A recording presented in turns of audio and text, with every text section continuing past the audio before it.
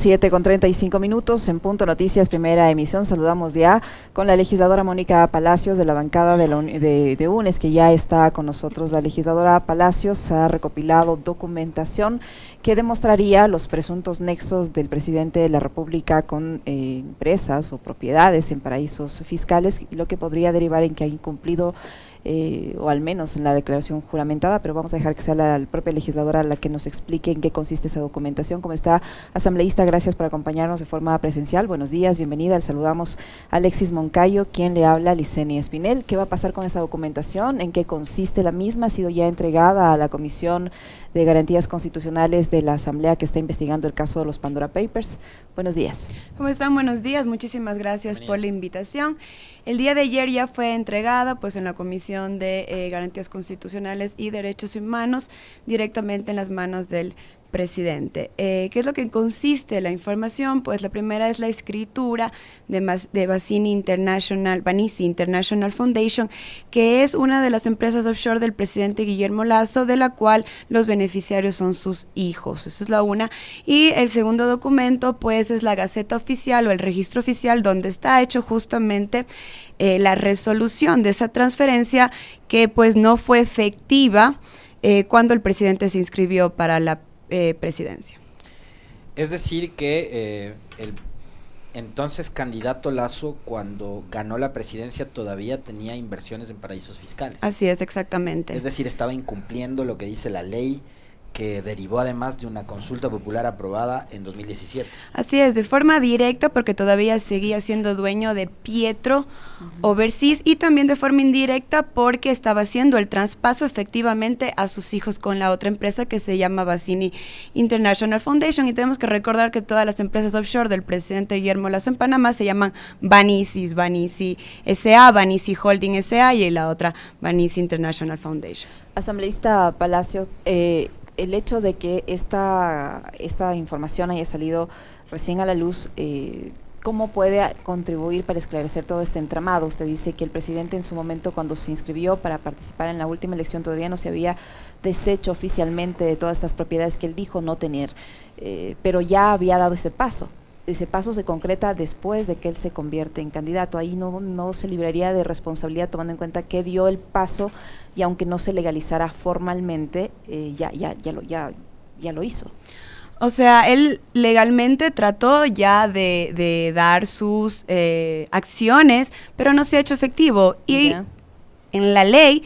Y la ley panameña dice que realmente tiene que estar ya oficializado para que sea legal. ¿Qué es lo que pasa? Nosotros compramos una casa, tenemos el contrato de compra y venta, pero si no es registrado en el registro de la propiedad, pues no sirve de nada. Entonces, eso es lo que pasó justamente aquí. Además que, como usted sabe, en el año 2007 hubo esta investigación del diario Página 12. Él negó 2017. Él negó completamente que tenga relación con Pietro Overseas.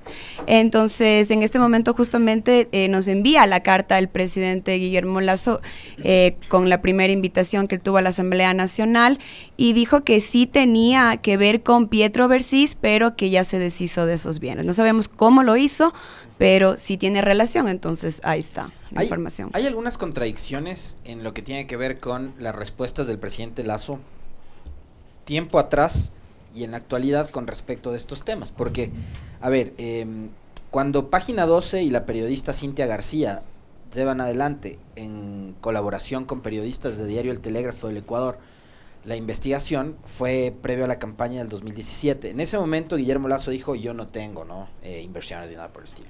Pero después él da una declaración en el programa Hora 25 del periodista Andrés Carrión, en donde él dice: sí, yo reconozco que tengo un banco en Panamá, el banco se llama Bansini y lo administra mi hijo. Y la última declaración la da, no sé si fue domingo o lunes, pero fue entre 4 y 5 de octubre, posterior a la revelación de los famosos Pandora Papers. En este mensaje que fue transmitido a través de redes sociales, el presidente Lasso dice: yo, cumplidor de la ley y de la Constitución del Ecuador, me deshice de todas mis inversiones en paraísos fiscales. Es real eso, o sea, y además cómo empatamos contradicciones antes de 2017, el posterior al 2017 y ahora 2021, en donde el presidente dice, yo no tenía nada que ver, no, sí, el banco lo administra mi hijo, y ahora, no, yo ya me deshice. ¿Se sabe cómo se deshizo de esas inversiones y las fechas además? Y ese es el problema, que no sabemos realmente cómo se deshizo. Si vendió, si donó, si dio en herencia, pues dónde está el pago de los impuestos respectivos, y eso es lo que queremos saber.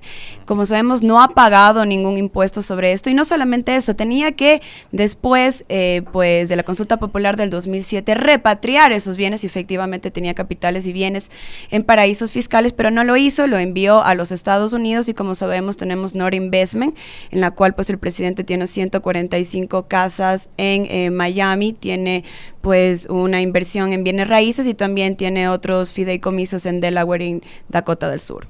Asambleísta Palacios, el hecho de que el presidente haya transferido, de acuerdo al documento que usted tiene, a sus principales familiares, como es la esposa y sus hijos, ese mismo hecho haría que él incumpla la ley de la consulta popular que prohibía a funcionarios públicos tener propiedades en paraísos fiscales? Así es, porque la ley dice que no puede manejar ni tener control sobre pues compañías offshore directa o indirectamente. En la escritura no está la esposa, solamente están los hijos, pero igual pues son los parientes directos. ¿Qué dice exactamente la ley al respecto en el Ecuador? Aquí tengo la ley y lo que dice exactamente en el artículo número 4 y las profesiones de ocupación y desempeño de cargo en el sector público, las personas señaladas en el artículo 1, bueno, que entre eso está el presidente de la República, de esta ley no podrán ser propietarios directos o indirectos de bienes o capitales de cualquier naturaleza en jurisdicciones o regímenes considerados como paraísos fiscales, y Panamá está como un paraíso fiscal. En ese caso se configuraría, digamos, el testaferrismo, si tiene, digamos, o traspasó, ya sea por herencia o la figura que haya utilizado con sus abogados, los bienes a María Lourdes Alcíbar o a Santiago o a fulanito, sultanito, cualquiera de sus hijos, ¿habría ahí figura de testaferrismo? Claro, y también lo que nosotros hemos descubierto en los Estados Unidos, en Nord Investment, es que el señor Miguel Macías y la señora Eugenia Tauriz también, que fueron gerentes del Banco de Guayaquil, son sus testaferros en los Estados Unidos. ¿Qué va a pasar ahora con esta información y qué le permite a esta información el hecho de que esté apostillada y notariada? Eso quiere decir que es completamente legal, y también acá en el Ecuador hemos hecho notarizar todos los papeles. Pues en este momento, como le digo, hemos entregado ya a la Comisión de Garantías Constitucionales y Derechos Humanos. Ellos siguen todavía con la investigación. No me quiero adelantar a dar ningún conclusión, pero lo que sí, el artículo de la Ley Orgánica para la aplicación de la consulta popular, en el artículo 8 dice: sanción, el incumplimiento de las disposiciones previstas en esta ley acarreará la destitución. La Comisión de Garantías Constitucionales, que está hoy llevando la investigación, ¿ha podido acceder ya a información adicional a la que usted ha entregado? Porque además yo he visto con asombro en estos días cómo se está utilizando las organizaciones, bueno, los organismos, las organizaciones y las instituciones públicas como para blindarle al presidente. Es decir, los funcionarios del SRI sin decirle la verdad al país y a los asambleístas con respecto de la declaración de impuestos, patrimonial, etcétera, etcétera, de Guillermo Lasso, diciéndole al país como que es que como el hombre paga tanto, no podemos estar controlando que pague todo. El gerente del Banco Central del Ecuador diciendo que la institución no está obligada a entregar información para transparentar los datos y las cifras que se relacionan al presidente Lasso. Ustedes como legisladores, ¿cómo han visto la postura que han adoptado estas autoridades de Banco Central, SRI, etcétera?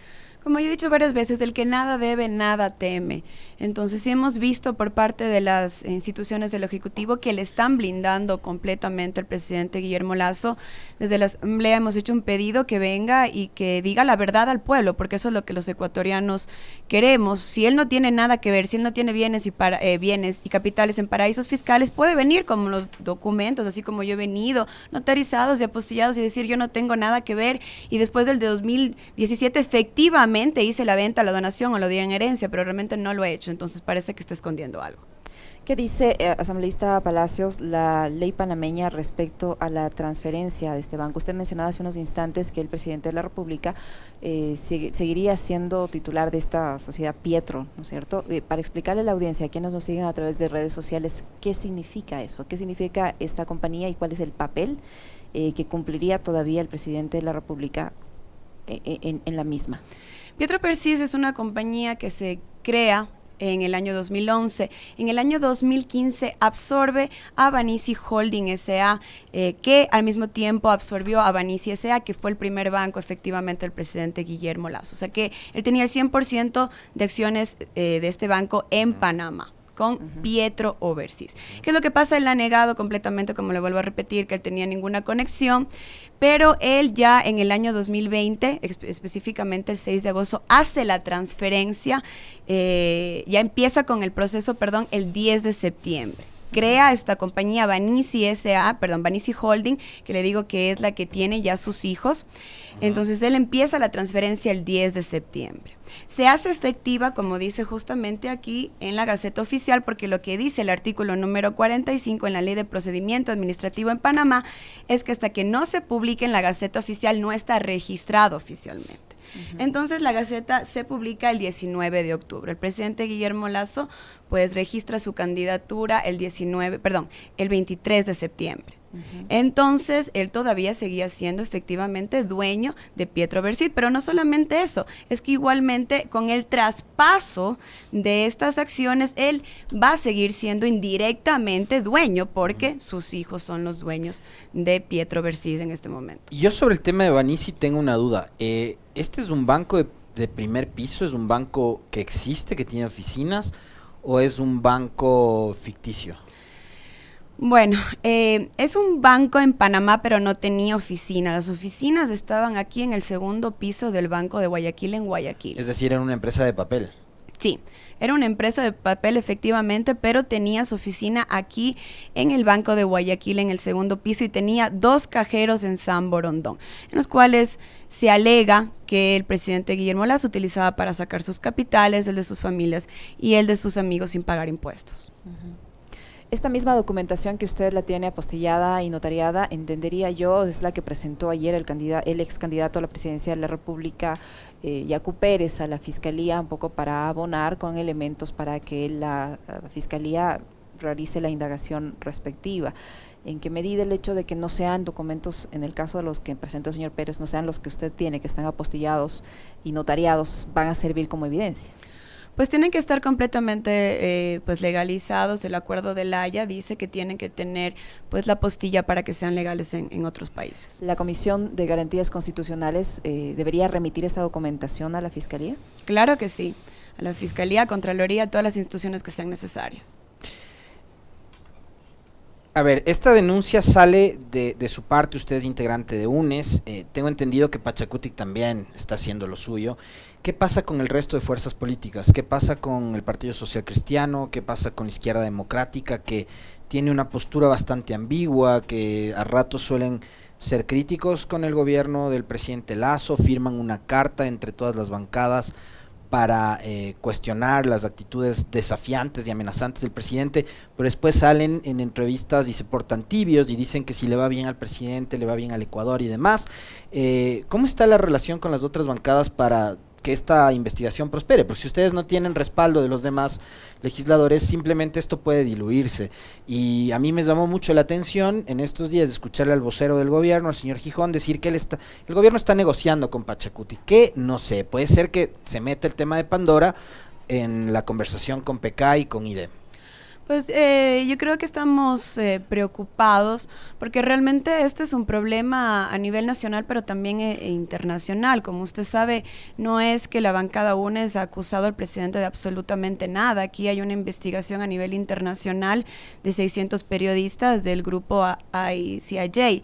Entonces, aquí lo que queremos, y vuelvo a repetir, los ecuatorianos, es la verdad. Entonces, deberían de apoyar las otras bancadas en que se devele y seguir el debido proceso, que es lo más importante. importante y apoyar en eso. Si efectivamente el presidente no tiene nada que ver y no tiene bienes y capitales en paraísos fiscales, pues sigamos el debido proceso y lleguemos a eso, pero si no, deberíamos de apoyarnos todos para que se diga la verdad, que es un derecho de todos los ecuatorianos. ¿Y usted ve esa intención? Por ejemplo, le cito un nombre, el presidente de la Comisión de Fiscalización, Fernando Villavicencio, que se ha convertido casi que en el vocero del gobierno en la Asamblea. ¿Usted ve intenciones en él de querer investigar esto? ¿O él sigue todavía metido el chip del correísmo? Sí, yo creo que él está obsesionado realmente y se le escucha en la Asamblea Nacional en cada discurso que le nombra al expresidente Rafael Correa, cuando ya sabemos que ha pasado 4 años y que él ya de cierta manera no tiene nada que ver en la política actual. Entonces yo considero que, además de todo que hemos visto que se ha reunido en el Palacio de Carondelet con el presidente y todo el tiempo le sale a defender y a veces defiende lo indefendible. Entonces yo no confío realmente en que él quiera seguir un debido proceso y develar la verdad de lo que ha pasado con los Pandora Papers. Asambleísta Palacios, con esta información que usted ha presentado, al menos yo creo que debería generarse dudas respecto a la declaración patrimonial del presidente de la República, porque es documentación oficial.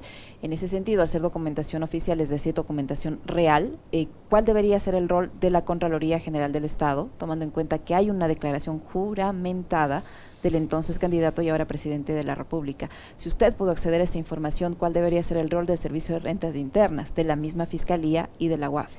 Deberían de empezar un proceso ya de investigación, así como ha pasado, por ejemplo, en Chile. Y es un proceso ya de oficio que ellos ya deberían de estar haciéndolo, pero sinceramente vemos que ellos no están trabajando. Se ha llamado y se les ha pedido que vengan a declarar. Por ejemplo, el día de ayer yo tenía varias preguntas para el SRI y no asistieron.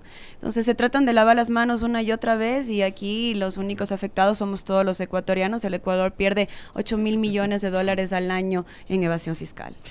¿Cómo usted, que es legisladora, el Parlamento, la Asamblea, es el primer poder del Estado, es donde se ve representado el Ecuador en su conjunto? ¿Cómo ve usted y cómo califica además la actitud del presidente casi que de ningunearlos y de decir, yo no voy, yo les voy a llamar para que ustedes vengan a mi despacho y ahí les voy a atender cuando a mí me dé la gana?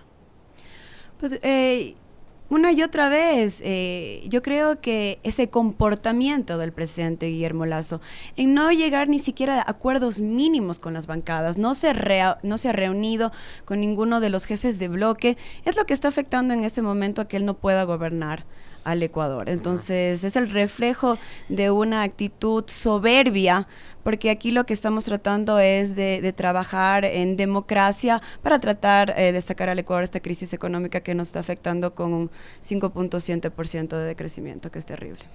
Asambleísta Palacios, ¿qué futuro le ve usted a la investigación que está llevando a cabo esta Comisión de Garantías Constitucionales en la Asamblea Nacional sobre el caso de los Pandora Papers, tomando en cuenta todo esta suerte de protección, de ocultamiento, de blindaje que le han dado las principales autoridades de las instituciones que deberían dar explicaciones en este caso? Le hace Banco Central, le hace Servicio de Rentas Internas, Superintendencia de Bancos, por mencionarle algunas de las que me acuerdo. A eso sumado la negativa, siguiendo el ejemplo del presidente de la República, la negativa por 3 veces del señor notario que dio fe o que dio fe de su declaración juramentada y que ahora se ha convertido o que fue designado embajador del Ecuador en el Vaticano, que aparentemente es socio del presidente de la República. Y es concuñado de él también. Y encima familiar político del presidente de la República. O sea, ¿qué futuro usted le ve, tomando en cuenta que la comisión no ha podido recabar información de todos estos sectores, de todas estas autoridades que podrían haber contribuido a esclarecer las dudas que reinan respecto al caso de los Pandora Papers? ¿En qué va a terminar esta investigación?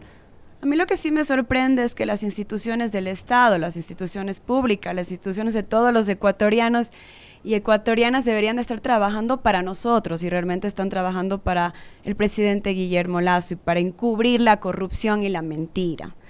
Yo realmente estoy positiva y no me quiero adelantar a dar ningún criterio, pero yo sí estoy positiva de con las evidencias que hemos presentado, pues se va a tomar la mejor decisión, especialmente ya para integrar al primer debate. Así que estoy positiva de que se va a dar pues un buen trabajo para que se esclarezca lo que está pasando, porque como digo, el que nada debe, nada teme. Entonces debería de venir el presidente Guillermo Lasso y hablar y decir las cosas como son, pero el pueblo ecuatoriano es el que tiene que decidir también. Ahora, el presidente ha dado muestras de, a ver, por un lado, de que no sé si le importa o le importa muy poco la investigación que pueda llevar adelante la Asamblea.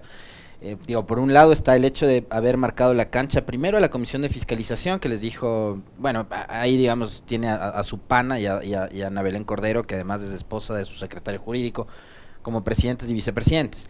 Pero después les dice a los de la Comisión de Garantías Constitucionales lo mismo que les citaba yo antes, ¿no? Yo les llamo para que vengan a mi despacho y ahí conversamos y les cuento de qué va el tema de mis inversiones. Pero no es solo digamos, el que me importismo con respecto a los Pandora Papers. El país ha atravesado una etapa de crisis y de convulsión social en las últimas horas. Protestas, manifestaciones, ya queda a criterio de cada uno evaluar si es que estas eran o no justificadas. Finalmente hubo organizaciones sociales lideradas por la CONAIE que salieron a las calles. Y el presidente en las últimas horas manda una carta a la Asamblea y dice, me voy 10 días de Europa, cuando vuelva les atiendo. Todavía no sabemos ni siquiera cuándo va a enviar el proyecto de reforma tributaria a la Asamblea, y a pesar de eso el presidente les ha culpado a ustedes de bloquear su plan de gobierno, de no darle gobernabilidad. El presidente está dando muestras de que en realidad le importa el país y lo que está pasando, y de que le interesa establecer y entablar puentes de diálogo con la Asamblea. ¿O usted cree que el tema del Ecuador del encuentro y del famoso diálogo no pasa de ser un eslogan de campaña que lo siguen utilizando bien, ¿no?, para venderse? Yo creo que es el gobierno del encuentro, pero entre los panas del presidente Guillermo Lasso, porque realmente con el pueblo él no se ha encontrado, y hasta ahora seguimos esperando que cumpla pues con lo que prometió en campaña, los préstamos al 1% a 30 años que conquistó a la ruralidad del Ecuador, también que iba a subir pues el salario mínimo básico a $500, y con el proyecto que presentó anteriormente vimos que hablaba de flexibilización laboral cuando realmente es precarización laboral. Entonces no creo que existe para nada la relevancia que tiene que dar el presidente de la República a la problemática que tenemos en este momento, y como le dije anteriormente, hay cifras claras, 5.6% de decrecimiento. Cuando fue el periodo bancario salieron 2 millones de ecuatorianos de nuestra patria, tuvimos un decrecimiento del 4.5%, ahora casi del doble. Él quería que le avance la sábana de la vacunación hasta dónde, pero ya no le cubre más, porque realmente la gente lo que necesita en este momento es trabajo, necesita una reactivación económica urgente. Tenemos 110,000 ecuatorianos que están saliendo del Ecuador, y ¿por qué es esos temas? Porque soy la representante de nuestros migrantes alrededor del mundo. Entonces es importante saber eso, que tenemos una segunda oleada migratoria y al presidente Guillermo Lasso no le interesa. Usted que representa a los migrantes en la zona de Estados Unidos, ¿no? Y Canadá. Y Canadá. ¿Tiene más o menos cifras de producto del descalabro económico que provocó Moreno, que sigue todavía hoy vigente con Guillermo Lasso y su modelo económico? ¿Cuántos ecuatorianos se han visto obligados a buscar mejores días en México, en Estados Unidos, en Canadá? Solamente en estos 8 meses tenemos 110,000 ecuatorianos que han salido del Ecuador, 70,000 ecuatorianos no han vuelto, y lo más terrible de todo es que tenemos pues a niños, niñas y adolescentes que están utilizándose como pasaporte de entrada a los Estados Unidos, porque los coyoteros les mienten a las familias que pueden entrar con los menores de edad cuando no es verdad. En ese sentido, asambleísta Palacios, hace algunos días tuvimos la visita del secretario de Estado de los Estados Unidos, el señor Anthony Blinken, y en esa cita, yo no sé si alguna autoridad del gobierno habló con el funcionario norteamericano respecto a la situación que atraviesan nuestros compatriotas que intentan llegar a los Estados Unidos. Se dio más énfasis, sin dejar de ser importante, pero se dio más énfasis al tema de la supuesta regularización de los ciudadanos venezolanos, pero no sé si se llegó a hablar del tema que enfrentan nuestros compatriotas. No se habló de ese tema, y lo que también me impresionó fue que el presidente Guillermo Lasso fue 2 veces a México, habló del Tratado de Libre Comercio y no habló sobre los ecuatorianos que están varados en México y no pueden volver. Un tema terrible. En este momento, solamente en esta semana hemos tenido la muerte de varios ecuatorianos, la desaparición, y tenemos 580 ecuatorianos que no pueden volver. Aparte, como le digo, tenemos, para ser más didáctica, 431 ecuatorianos que salen diariamente del Ecuador. ¿Se tiene cifras exactas, volviendo otra vez al tema de los Pandora Papers, perdón que le lleve nuevamente a eso, cifras reales más o menos cercanas quizás a, primero, para saber a cuánto asciende la fortuna de Lasso, y segundo, para saber cuánto de esa fortuna es que el presidente tiene en el exterior? Porque hay una cosa que a mí me llama mucho la atención, no sé si usted va a compartir conmigo la inquietud, pero a ver, si yo soy presidente del Ecuador y tengo $1.000 millones, pero de esos $1.000 millones de fortuna, tengo 500, la mitad, en Delaware, en Dakota del Norte, del Sur, de donde sea, en Panamá, etcétera, y salgo a darme vueltas al mundo por Glasgow, Irlanda o el Reino de España, por donde se va ahora, a decirles a los inversionistas extranjeros, vengan a invertir en Ecuador. Ellos probablemente me van a decir, con qué cara me invitas vos a invertir en tu país si vos no tienes tu plata ahí. Entonces, ¿se tiene alguna idea de cuánta plata tiene el presidente Lasso afuera? No se tiene una idea clara realmente porque lo tiene, como sabemos, en pues fideicomisos, y esa es información pues que no vamos a obtenerla, pero más o menos en Panamá, por mis investigaciones, unos $400 millones, más o menos. $400 millones que salieron de la economía ecuatoriana a Panamá. Que salieron de la economía ecuatoriana sin pagar impuestos, que es lo más importante, a Panamá. Y como usted mismo lo dice, ¿con qué calidad moral el presidente Guillermo Lasso se va de viaje alrededor del mundo a decir vengan a invertir en Ecuador cuando él no invierte en Ecuador?